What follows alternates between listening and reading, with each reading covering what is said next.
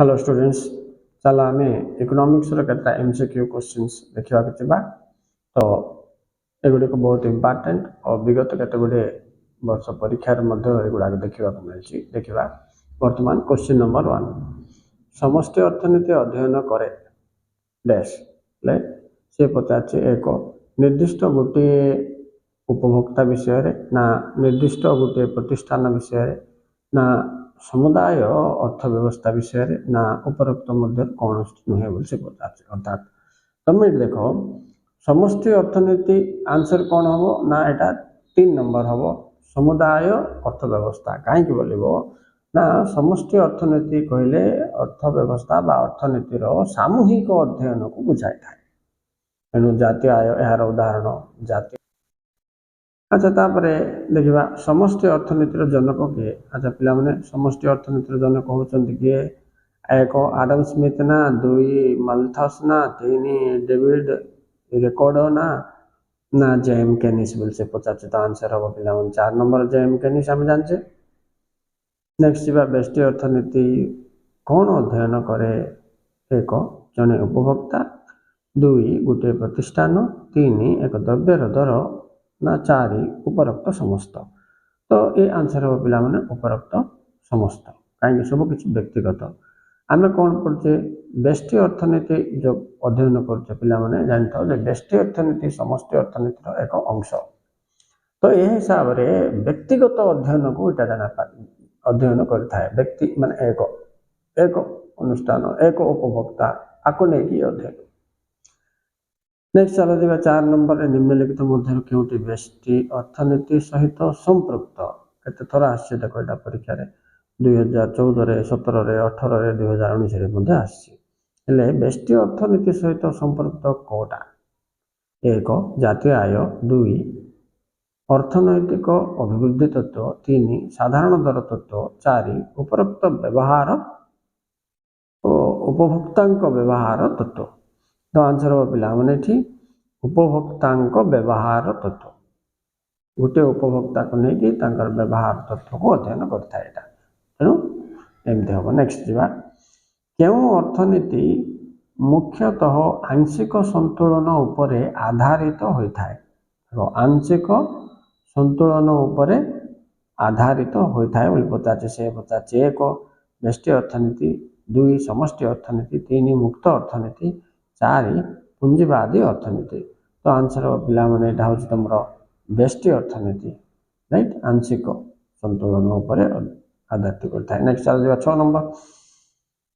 अर्थव्यवस्था रे सामग्रिक उत्पादन नियोजन दरर स्तर निर्णय करुवा उपादान बा शक्ति गुड़िकर अध्ययन को कौन कहा जाए देख पिला माने सामग्रिक सामूहिक ये 2टा पद जो दिखला बोले तुम जान यहाँ समष्टि अर्थनीति तेणु ये आंसर कौन हम 2 नंबर हम समष्टि अर्थनीति अच्छा चल 7 नंबर देखा अर्थव्यवस्थार क्षुद्र एकक मानक विषय जी आलोचना करिथाए यहाँ को कौन कहा जाए अच्छा जो क्षुद्र एकक बोल के आसला एकक बोल के आसला बोले तुम जान दो पिला माने बेष्टि अर्थनीति बोल के से पचार बेष्टि अर्थनीति ना समष्टि अर्थनीति ना मिश्र अर्थनीति ना पुंजीवाद अर्थनीति तो आंसर हम कौन एक्चुअली बेष्टि अर्थनीति माइक्रो इकोनॉमिक्स बोली कहे नेक्स्ट क्यों अर्थनीति अर्थव्यवस्थार सामग्रिक चित्र प्रदान करता है देख सामग्रिक सामूहिक आइला बेले तुम जान दियो समष्टि अर्थनीति बोलिक ऑप्शन सीट दे 4टा किंतु तुम्हें 3 नंबर समष्टि अर्थनीति को सिलेक्ट कर 9 नंबर देख पिला माने जो अर्थनीतिर अवशिष्ट विश्व सहित कौन सी अर्थनैतिक संपर्क न थाए ताहाको कौन कहा जाए तो से पचार 1 मुक्त अर्थव्यवस्था ना 2 निबुज अर्थव्यवस्था ना 3 पुंजीवाद अर्थव्यवस्था ना 4 साम्यवाद अर्थव्यवस्था तो ये आंसर यहाँ हम निबुज क्लोज्ड इकोनॉमी बोली कहे निबुज अर्थव्यवस्था 2 नंबर आंसर ओके नेक्स्ट जो पिला माने 10 नंबर सामूहिक जोगान किपरि आकलन करा जाए सामूहिक जोगान बोले कौन एग्रीगेट सप्लाई तो सी प्लस एस सेटा माने आम भी देखा एक सामूहिक उपभोग और सामूहिक संचय ना सामूहिक संचय और सामूहिक निवेश युक्त देखिए ना सामूहिक उपभोग युक्त सामूहिक निवेश ना उपरोक्त मध्य कौन नुहे बोली पचार तो आम तो सी प्लस एस बोले कौन हो पे देख सामूहिक उपभोग युक्त सामूहिक संचय आई नंबर ए नंबर टा एक। अच्छा ये चल जावा 11 नंबर को सामूहिक चाहिदा वृद्धि हेले दरस्फीति डैश हुए बोली पचार माने वृद्धि पाए ना ह्रास पाए ना अपरिवर्तित रहे ना कौन हुए ना बोली एक्चुअली पे जिते सामूहिक चाहिदा वृद्धि पाइब मन रखिथ सामूहिक चाहिदा वृद्धि पाइले दरस्फीति हुए दरस्फीति बोले जोटा मुद्रास्फीति बोले अर्थात वृद्धि पाए। अच्छा 11 नंबर तो सरला चलो जा 12 नंबर कौन पचार दरस्फीति सहित बेकार व्यवस्था परिलिखित होइथिले अर्थशास्त्र रे ताहाकू कौन कहा जाए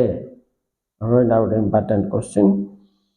से पचार जे दरस्फीति सहित बेकार अवस्था परिलिखित होइथिले एही अर्थशास्त्र को ताहाकू कौन कहा जाए बोले दरस्फीति बेकार व्यवस्था कहा जाए 3 नंबर आंसर। नेक्स्ट देखा 13 नंबर देखा जातीय अर्थव्यवस्था रे सामग्रिक उत्पादन नियोजन और दर स्तर निर्णय करने को शक्ति गुड़िकर अध्ययन को कौन कहा जाए बोल से पचार तो ये जातीय स्तर को जो पलैला सामग्रिक बा सामूहिक पद जो आसला तुम जान पे यहाँ हूँ समष्टि अर्थनीति से पचार व्यष्टि अर्थनीति ना समष्टि अर्थनीति ना राष्ट्रवित्त ना कौन नुहे तो आंसर क्या हम समष्टि अर्थनीति। ये चल जा 14 नंबर तुम देख निम्नलिखित उपादान मध्यरु केउटी समष्टि अर्थनीतिर विषय वस्तु नुहे एक हाराहारी मूल्य तत्व 2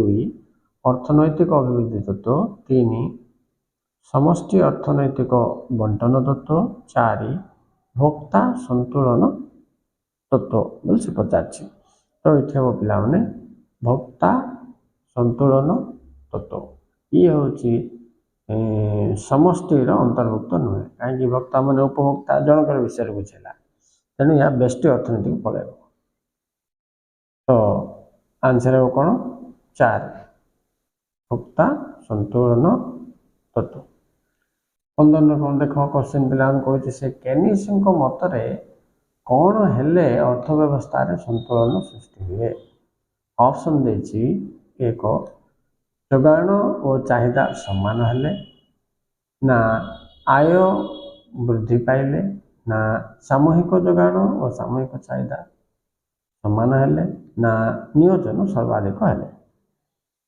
तो से हिसाब से आंसर आमर एमती हम पे 3 नंबरटा हम सामूहिक जोगाण और सामूहिक चाहिदा समान हेले परस्पर समान हेले। अच्छा तापर देख 16 नंबर अर्थनीति को मुख्यतः 2 भाग में विभक्त करगुड़ी कौन कौन एटा तो सीधा जना पड़ व्यष्टि अर्थनीति और समष्टि अर्थनीति तो आंसर पे 2 नंबरटा हम। नेक्स्ट विश्वव्यापी संगठित गभीर मंदावस्था क्यों मसीह होता 17 नंबर तो से डिप्रेशन बोले पे तुम ऑप्शन देख एक 1929 मसीह 1940 ना 1930 रु 1936 ना 1929 रु 1933 ना 1929 रु 1930 बोली से पचार तो ये एक्चुअल देखा जाता 1929 मसीह 1933 3 नंबरटा हम आंसर। ओके नेक्स्ट देखा 18 नंबर पचार जेम केनिस तांकर चिंताधारा को जुगंतकारी पुस्तक टी मन रख पे निजुक्ति कमा शुद्ध और मुद्रा संबंधी एक साधारण तत्व क्यों मसीह परिप्रकाश होता तो यहाँ पे 1936 होता से पचार 34 ना 35 36 37 तो 3 नंबर आंसर हम 1936 राइट तापरे 19 नंबर निम्नलिखित मध्यरु केउंटी समष्टि अर्थनीतिर विषय वस्तु एटा इंपोर्टेंट क्वेश्चन पिलाउने तो से ऑप्शन देछि एक आय उत्पादन व नियुक्ति तत्व 2 हाराहारी मूल्य तत्व 3 अर्थनैतिक अभिवृद्धि तत्व ना 4 उपरलिखित समस्त बोली पचार तो ये सब जगह नहीं आइब पिला तेणु आंसर हम 4 नंबर उपरलिखित समस्त नेक्स्ट चल जा 20 नंबर निम्नलिखित मध्यरु केउंटी बेष्टि अर्थनीति अध्ययन करी न थाए एटा इंपोर्टेंट पिला तो एक पचार से अर्थव्यवस्था रे किपरि संतुलित आय निर्धारित हुए ना 2 पचार अर्थव्यवस्था रे स्फीति और अपस्फीति कहीं सृष्टि होता है 3 बोलछि प्रतिष्ठान केते परिमाण रे श्रम और पुंजी विनियोग कले मोट उत्पादन सर्वाधिक हुए 4 बोलछि अर्थनैतिक अभिवृद्धि केउ उपादान मानकर उपरे निर्भर करे आइ से पचारछि कोटा बेष्टि अध्ययन करि न थाए बेष्टि अर्थनीति अध्ययन करि न थाए बोली पचारछि तो आइर आंसर तुमको प्लान प्रतिष्ठान माने केते 3 नंबर कौन कर 3 नंबर प्रतिष्ठान केते परिमाणर श्रम और पुंजी विनियोग कले मोट उत्पादन सर्वाधिक हुए कहीं मोट कथा है ये बेष्टि अर्थनीति तो मोट विषय अध्ययन हुए ना तेणु आंसर हम यहाँ कौटा 3 नंबर पिला okay students thank you very much for watching this MCQ questions please like and subscribe